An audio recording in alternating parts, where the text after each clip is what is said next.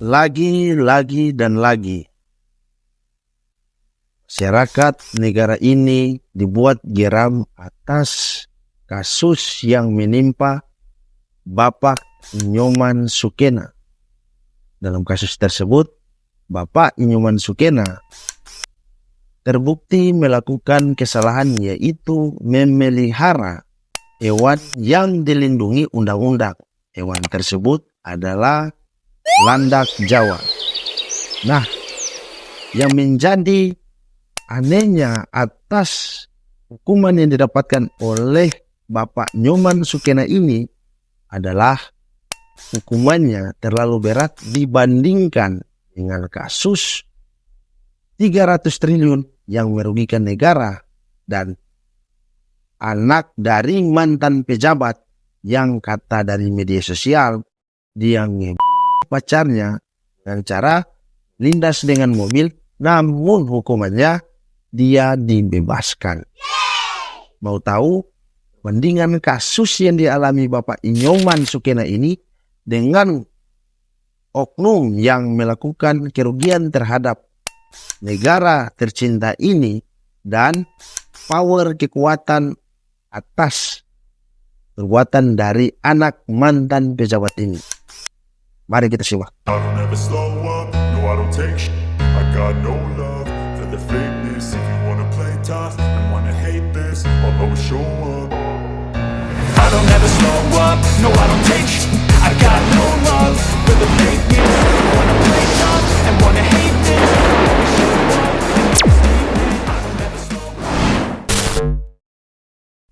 Welcome back to my channel again. Wahai kalian para netizen Indonesia yang ditakuti seluruh dunia akibat serangan kalian terhadap suatu akun yang melakukan kesalahan ataupun miskomunikasi. Nah, di konten kali ini kita akan membahas yang sekarang lagi viral nih, di mana seseorang yang beratasnamakan Bapak Nyoman Sukena yang tanpa sengaja dan atas ketidaktahunya soal hewan mana yang masuk dalam kategori hewan dilindungi dan hewan mana yang masuk kategori hewan tidak dilindungi, sehingga beliau terjerat kasus yang mengakibatkan dia harus divonis 5 tahun penjara dan denda 100 juta rupiah.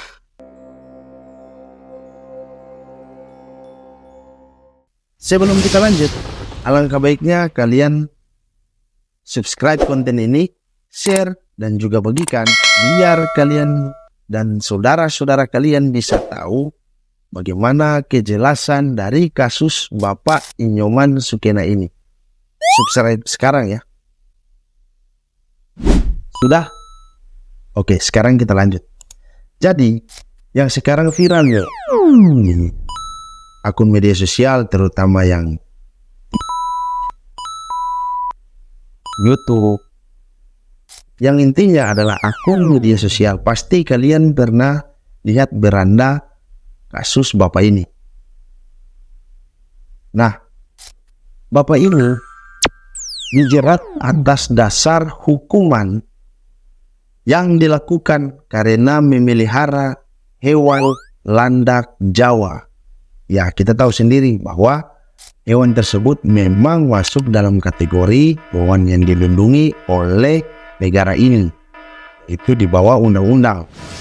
Di mana hewan tersebut adalah hewan yang terancam punah karena populasinya sudah mulai berkurang. Nah, hewan tersebut adalah ia dapatkan bukan atas dasar dia berinisiatif untuk menangkap hewan tersebut, tapi hewan tersebut atau hewan landak Jawa ini dia dapatkan pada saat diberikan oleh ayah mertuanya, dan dia pelihara hingga hewan tersebut menjadi besar dan memiliki anak. Nah, akibat dari ketidaktahuan si Bapak Nyoman ini, sehingga dia dilaporkan oleh warga setempat ke kepolisian dan beliau ditangkap untuk diperiksa hingga sampai sekarang diadili. Dalam pemeriksaan tersebut memang terbukti bahwa hewan landak Jawa tersebut ini memang dia pelihara sampai berjumlah 4 ekor yang tadinya diberikan oleh ayah mertuanya sebanyak 2 ekor, kini menjadi 4 ekor. Namun hewan-hewan landak tersebut terlihat sehat dan baik-baik saja. Pada saat keterangan ditanyakan kepada Bapak Nyoman dan istrinya, memang Bapak Nyoman ini suka memelihara hewan-hewan yang dia anggap indah. Sehingga landak tersebut dia mau untuk memelihara. Ada juga beberapa burung yang dia pelihara. Namun dia tidak tahu pasti dan memang dia adalah orang yang awam yang tidak tahu bahwa hewan landak tersebut adalah hewan yang dilindungi undang-undang. Sehingga dia ditangkap oleh Bareskrim dan diadili soal kesalahan yang dilakukan memelihara hewan landak Jawa yang memang dilindungi oleh undang-undang. Akibat ketidaktahuan soal undang-undang tersebut, Pak Nyoman atau Bapak Nyoman Sukena ini didakwa dengan 2 pasal, yaitu pasal 21 ayat 2 huruf A junto pasal 40 ayat 2 Undang-Undang Nomor 5 Tahun 1990 tentang KSDA_HE dengan ancaman pidana penjara paling lama 5 tahun dan denda 100 juta rupiah. Wow.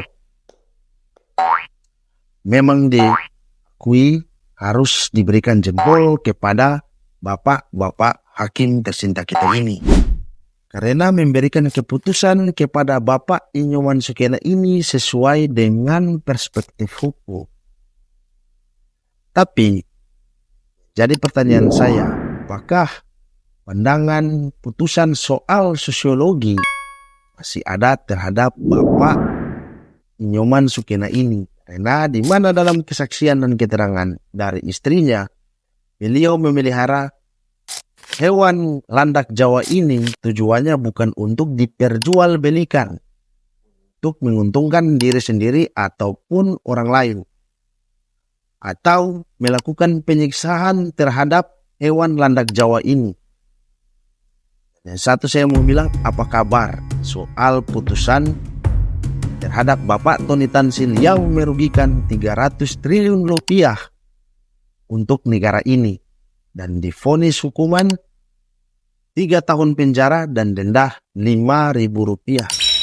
Atau mantan pejabat yang mempunyai anak yang kemarin sempat viral pada berita yang inisialnya RT, di mana anak tersebut, anak dari mantan pejabat ini, kata media dia pacarnya dengan cara dilindas menggunakan mobil. Dan vonis hukuman yang diberikan, kalian tahu seperti apa? Ya, benar. Dia divonis bebas karena katanya di dalam putusan tersebut dia masih sempat untuk mau menolong pacarnya.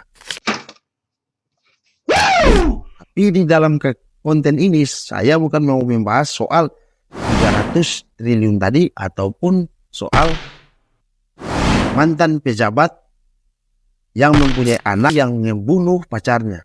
Dan di sini saya hanya mau mempertimbangkan atau membandingkan bagaimana putusan terhadap 3 kasus tersebut. Akibatnya timbul persepsi publik soal dari 3 kasus tersebut, yang dimana kasus atau vonis yang didapatkan oleh Bapak Nyoman Sukena ini memang agak kurang adil dan menunjukkan bahwa hukum di negara ini tajam ke bawah, tumpulnya ke atas.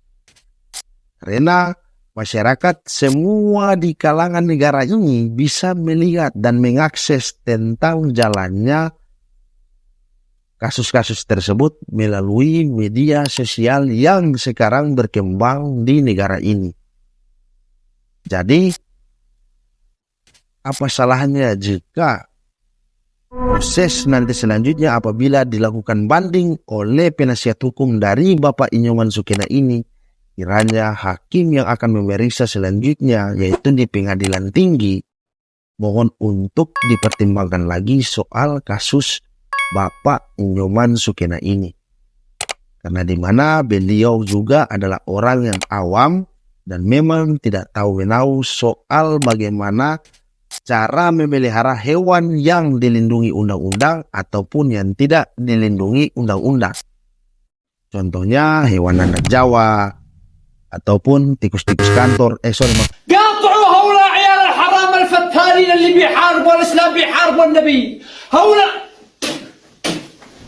هذا الثاني ابن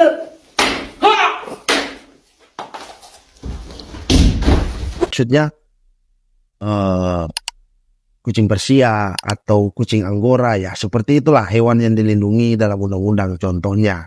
Dan ini menjadi PR bagi lembaga yang menangani untuk masalah perlindungan tumbuh-tumbuhan yang ada di alam liar ataupun pepohonan maupun hewan-hewan yang dilindungi undang-undang, agar lebih banyak lagi melakukan sosialisasi terhadap seluruh masyarakat soal mana saja hewan yang dilindungi.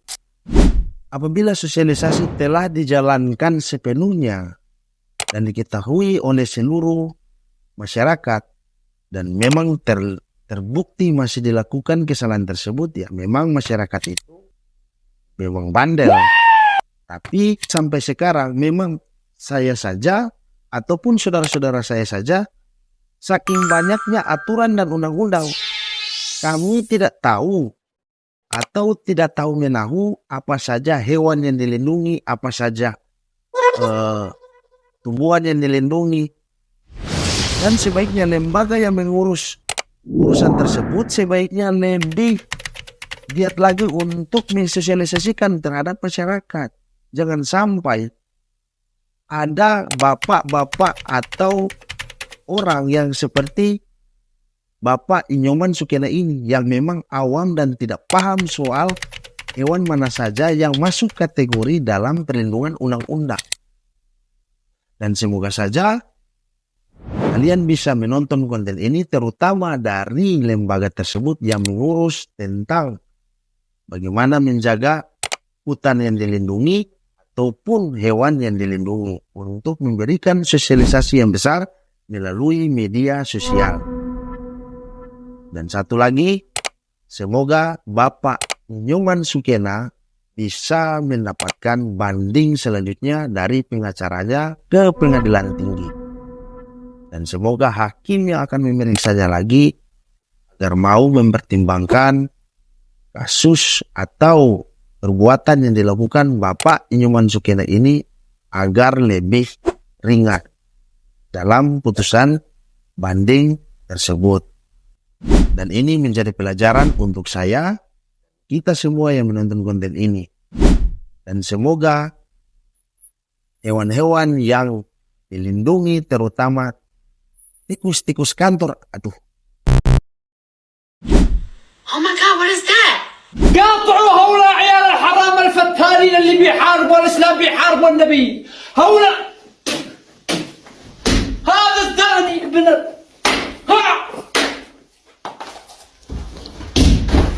Maaf, maksud saya yang dilindungi seperti hewan landak Jawa tadi ataupun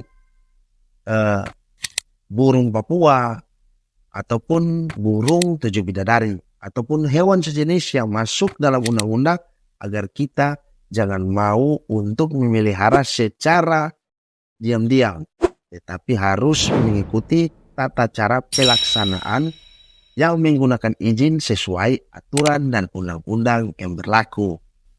Karena kita sebagai warga negara harus tunduk pada undang-undang positif yang tertulis di negara ini. Dan semoga Bapak Inyoman Sukena mendapatkan keadilan seadil-adilnya di tingkat banding berikutnya apabila ada. Jika memang tidak ada, ya